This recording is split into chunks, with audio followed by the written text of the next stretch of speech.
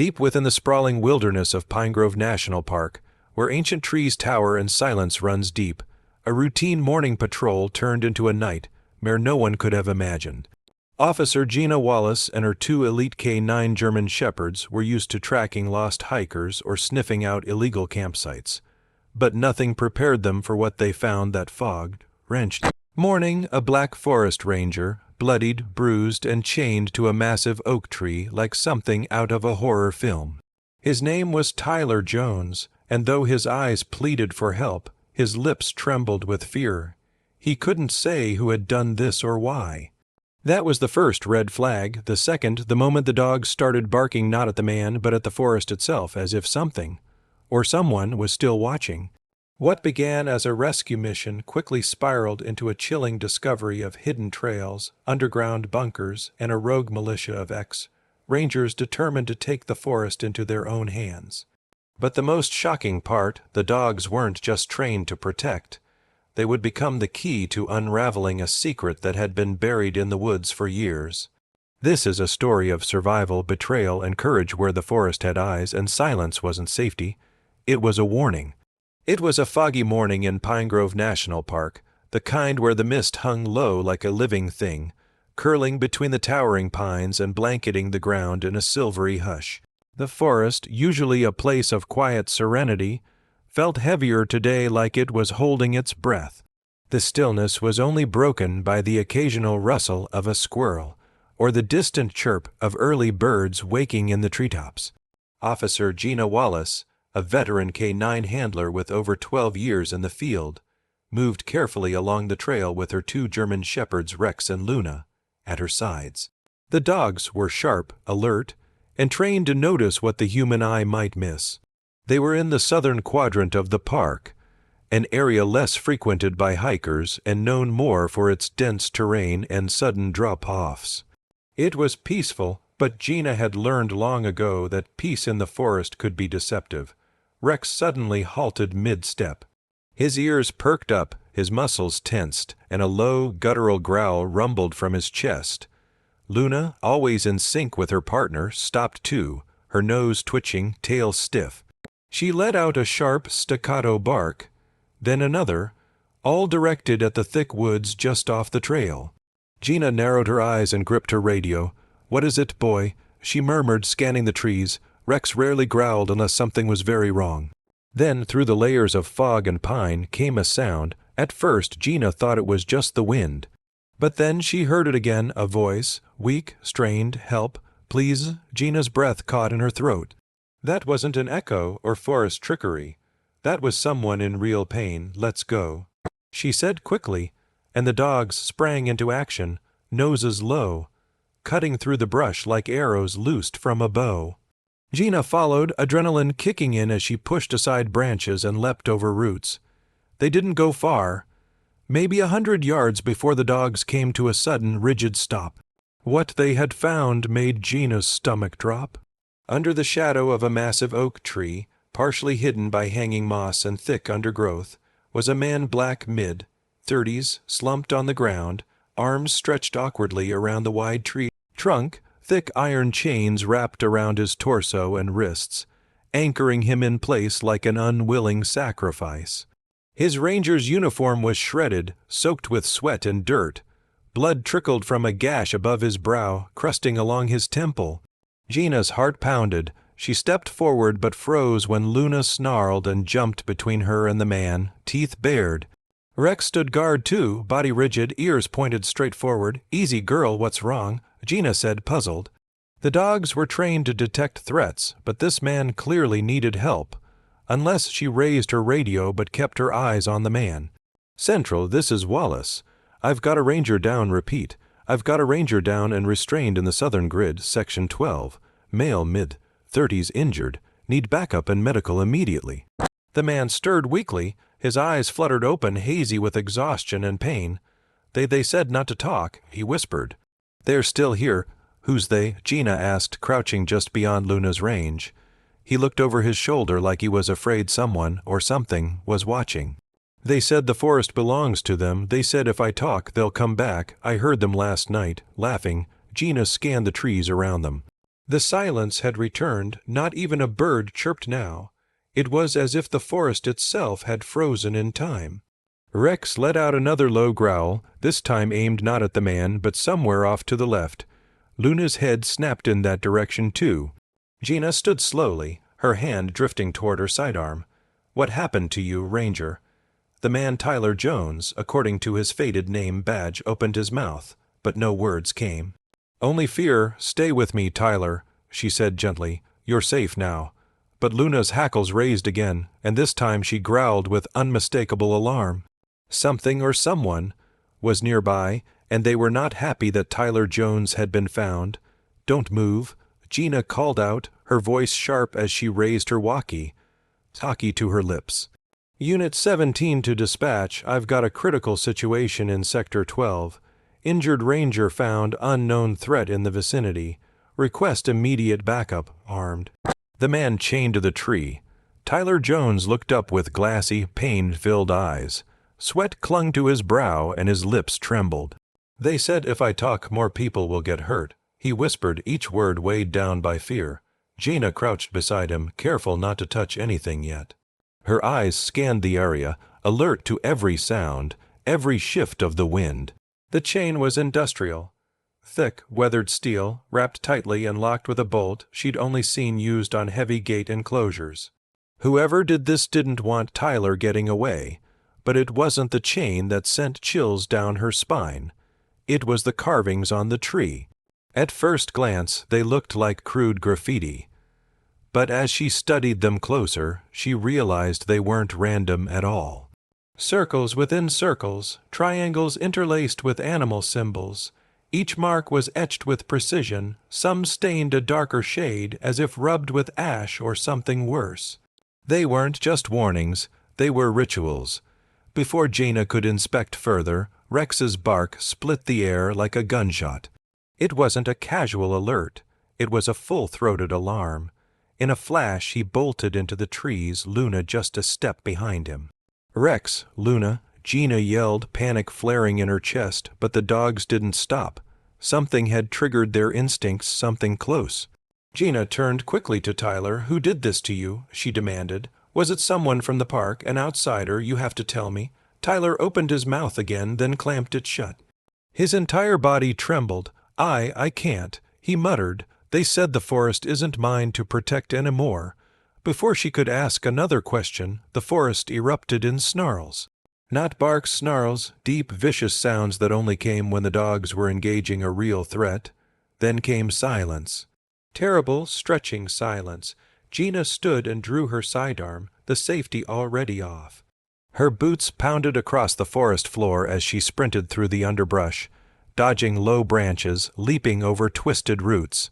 Her heart pounded in her ears, but her focus was razor sharp. She burst into a small clearing and stopped dead in her tracks. Rex and Luna were circling a figure. The man stood calmly, masked and dressed in a ranger uniform that didn't match any she'd ever seen. The cut was outdated, the badge worn and corroded. His stance was rigid but confident, like he belonged there. But Gina knew every ranger in Pine Grove. This man wasn't one of them. In one hand he held a long machete, the blade chipped and dirty. On his belt was a tranquilizer gun, identical to the models used by official park personnel. The park's logo was scratched into it, but just slightly wrong.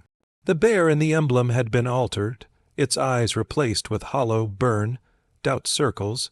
"Who are you?" Gina shouted, gun raised and finger ready on the trigger. The masked man didn't flinch. He slowly turned his head to face her. His voice was low and calm, but carried an eerie certainty. "You shouldn't be here," he said simply. Gina's breath caught. "Drop your weapon now." The man took one slow step backward into the tree line, never lowering the machete. "Leave the forest, Officer Wallace," he said. "This isn't your fight. He broke the rules. We're only restoring balance." Before Gina could process what he meant, he raised a small whistle to his mouth and blew. No sound came out, but the dogs reacted instantly. Both Rex and Luna stopped snarling and barked in confusion, looking from the man to Gina and back again. In that moment of hesitation, he vanished, melting into the trees like a shadow. "Rex, track him." Gina barked, and the dogs took off again, but more cautiously this time. She stood there for a moment, shaken. This wasn't just a rogue ranger or a drifter. This was organized. Ritualistic, deliberate. She returned to Tyler, who now stared at the tree carvings with wide, haunted eyes. "You saw him, didn't you?" he asked. Gina nodded slowly. "That wasn't even the worst one," Tyler said. "There's more deeper in, places no one patrols anymore, places they say the forest took back." Gina's jaw clenched. Whatever this was, it wasn't over. Not by a long shot, and something told her the forest was only just beginning to speak. The masked man sprinted into the trees, vanishing behind a curtain of fog and pine. But Gina wasn't letting him escape without a fight. "Go," she commanded, pointing into the woods. With a growl, Rex and Luna sprang into action, their powerful legs pushing them through the undergrowth with speed and precision. Their barking echoed through the forest like war drums. Gina watched for just a moment, gauging their direction, then turned back to Tyler. She couldn't pursue, not yet. Tyler was still chained tightly to the massive oak, his body slumped but breathing shallowly. Gina rushed back to her ATV parked just off the main trail. She yanked open the storage compartment and grabbed the bolt cutters. Her hands were steady, but her pulse thudded with urgency. "Hang in there," she muttered, hurrying back. The chain snapped with two hard cuts, clattering to the ground in a heavy coil. Tyler crumpled forward with a pained grunt, and Gina caught him before he hit the forest floor. His wrists were raw and swollen, the metal having dug deep into the skin. Dried blood and bruises painted his arms in shades of purple and red. "I thought no one would ever find me." He rasped, voice cracked from dehydration. "They took my radio, my keys, even my boots. I've been out here for 2 days, maybe more." Gina reached into her belt pouch and handed him a water flask. "Take small sips," she said. "You're safe for now, but I need to know. Who did this to you?"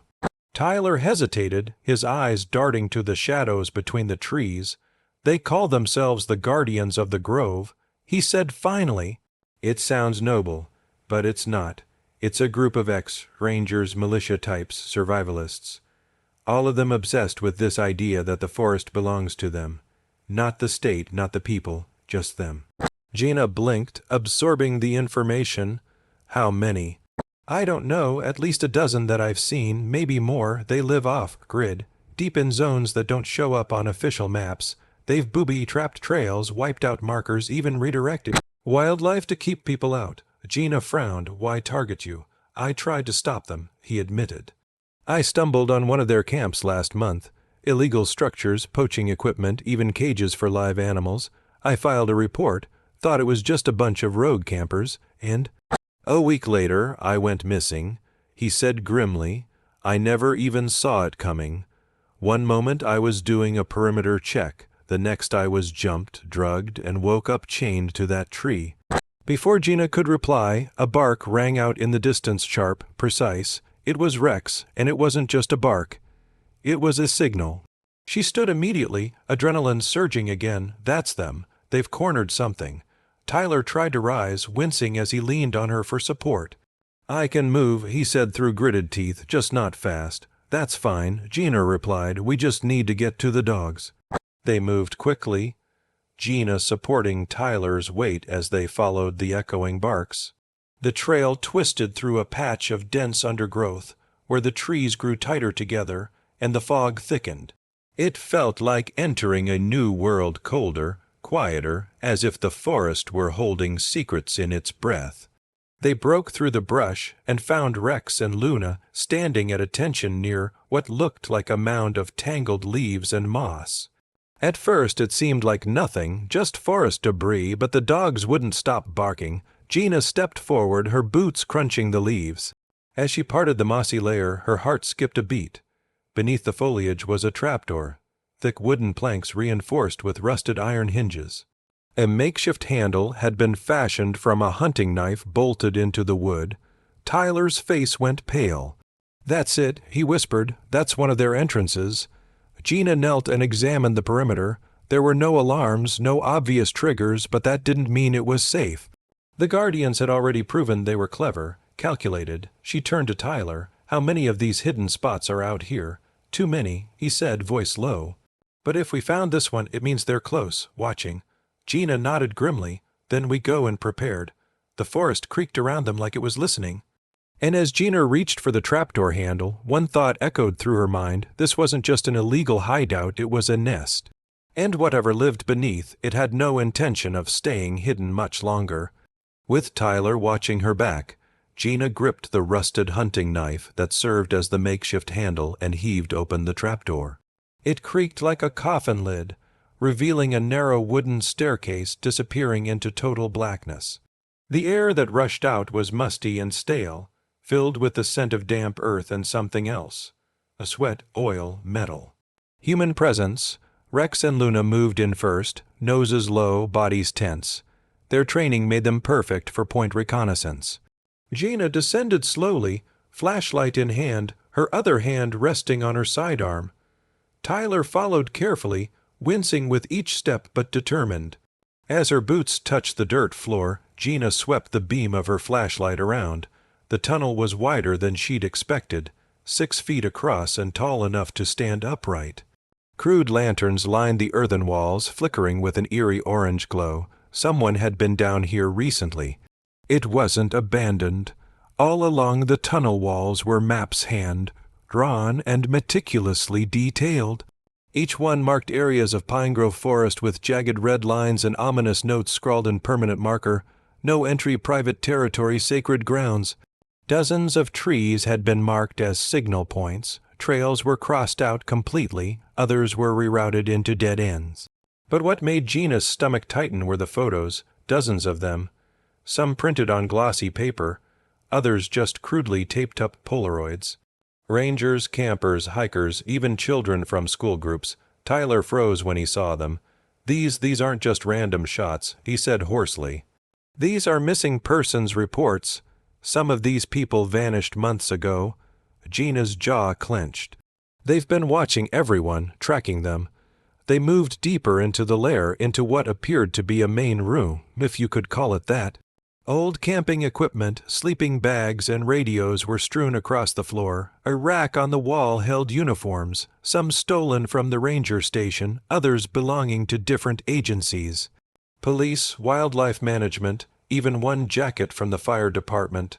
Then in the corner, Gina's light hit a stack of boxes, sleek, black, and humming faintly. Red and green lights blinked in a rhythmic pattern. She crouched beside them, inspecting the setup.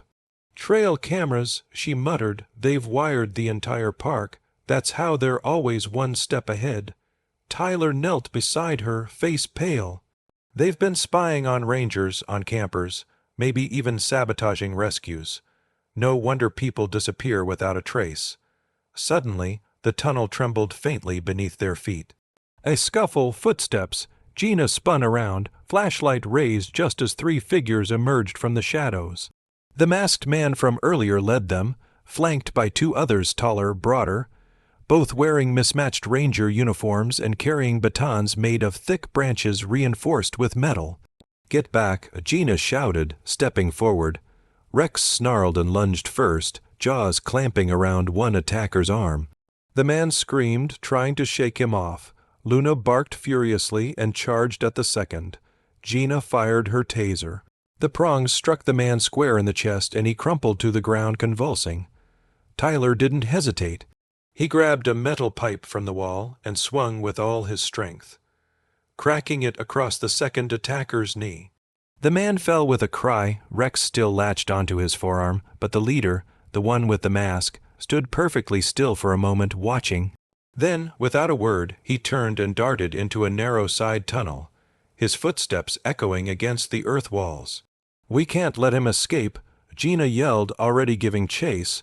Tyler didn't argue. He's their leader. If he gets away, they'll regroup. They ran after him, dodging hanging wires and ducking under support beams. The tunnel twisted sharply and then opened into a wider chamber. This one darker, damper, and filled with fog that clung low to the ground. What they saw made them stop cold. The chamber was ancient. Unlike the makeshift rooms above, this space was carved with precision, almost ritualistic. Symbols were burned into the walls similar to the ones carved into the trees near where Tyler had been chained. A circle of stones formed a strange altar in the center, surrounded by animal bones, feathers, and melted candles. And in the far corner half, covered in moss and shadow, was a door, a metal one, thick sealed and marked with a government emblem. Gina stepped forward slowly. This wasn't built by those survivalists. Tyler nodded grimly. No, this was already here. And just as Gina reached for the door handle, it clicked from the inside. Someone, or something, was waiting on the other side. The narrow tunnel widened abruptly, revealing a cavern bathed in the cool spray of a waterfall, cascading down the far wall. Hidden deep beneath pine grove forest, the cave was concealed so well that it would have gone unnoticed for decades, if not for Gina, her K9s, and Tyler's persistence. Mist shimmered in the flashlight beams as the sound of rushing water echoed off the stone walls. The floor was slick with moss and mud, but what caught Gina's attention first wasn't the natural beauty, it was the technology. In the center of the cavern stood a large, curved desk rigged with power cells and tangled wires. Atop it, a wall of monitors blinked to life, showing dozens of real-time surveillance feeds. Trails, campgrounds, lookout points, even private ranger cabins.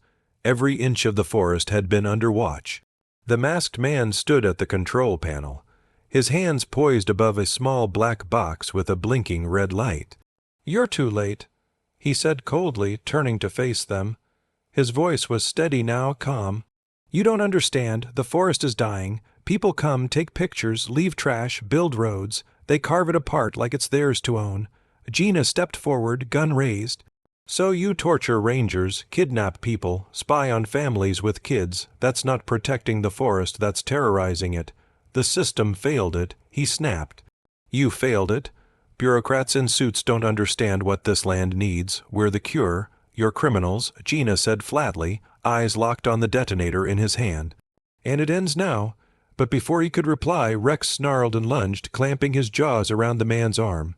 The masked man screamed, dropping the detonator. It struck the stone floor and shattered into pieces, sparks fizzing out like fireflies. Tyler didn't hesitate. He dove forward and tackled the man to the ground, pinning him against the cold cave floor. "No more speeches," he growled. In moments, the sound of footsteps filled the tunnel behind them. Backup had arrived. Rangers, tactical officers, and emergency responders poured into the cave, weapons drawn, and eyes scanning the monitors in disbelief. The man and his few remaining followers were swiftly handcuffed and led out of the tunnel. The feed wall was dismantled, hard drives confiscated, and for the first time in years the forest fell quiet. Over the following days, search teams combed through the Guardian hideouts. They found weapons, forged documents, and evidence tied to several missing persons cases, some of which had gone cold years ago. Families were notified, questions reopened, and the media swarmed the park with headlines like, "Ranger Cult Dismantled Beneath State Park." K9s encourage how a K9 unit uncovered a secret forest network. Tyler was hailed as a hero. Though still healing, he gave interviews with humility, crediting Gina and her dogs for saving his life. Gina, meanwhile, received a commendation for valor, while Rex and Luna were honored as service heroes in a statewide ceremony. The footage of them charging into danger was shared thousands of times online, turning the brave German shepherds into overnight legends. But even as the park celebrated, a strange stillness settled over its deepest woods. Weeks later, Tyler returned to the area where he had once been chained. He brought new trail markers and signs, hoping to reclaim the space with something positive. The oak tree still stood tall, scarred with the symbols carved by the Guardians. He traced one with his fingers, thinking. Just as he turned to leave, he noticed something pinned to the trunk with a handmade wooden arrow. A note, handwritten, short, sharp. "You cut down one root, but the forest has many." His eyes flicked upward. Nestled in the branches above was a small, barely visible camera, its red light blinking softly. Then, with a quiet click, it shut off. Tyler stood frozen for a moment, the weight of those words settling on him. The cave had been only one lair, one root system, but the forest, it was vast. He looked around at the dense woods, the rustling leaves, the twisting shadows. Somewhere, someone was still watching. Pine Grove National Park slowly returned to peace, but the scars of what had happened remained. Thanks to the heroic efforts of Officer Gina, Rex, Luna, and the resilience of Ranger Tyler Jones, a dangerous underground group was exposed and dismantled. Yet, their mission sparked a larger conversation about who truly protects the wild, and who uses it for power. Tyler didn't quit. Instead, he led a new initiative to improve ranger safety, install ethical surveillance, and build stronger ties with the local community. Gina continued her patrols with Rex and Luna, knowing now more than ever that their instincts save lives. But that final note on the tree stayed with them all, because in the heart of the forest, secrets don't always die. They wait quietly for their moment to return. If that twist gave you chills, don't forget to like, subscribe, and turn on notifications so you never miss another jaw-dropping story like this one. What would you have done if you found someone chained in the forest? Drop your thoughts in the comments below. And remember, sometimes heroes walk on 2 legs, and sometimes they run on 4. See you in the next episode of Hidden Realities.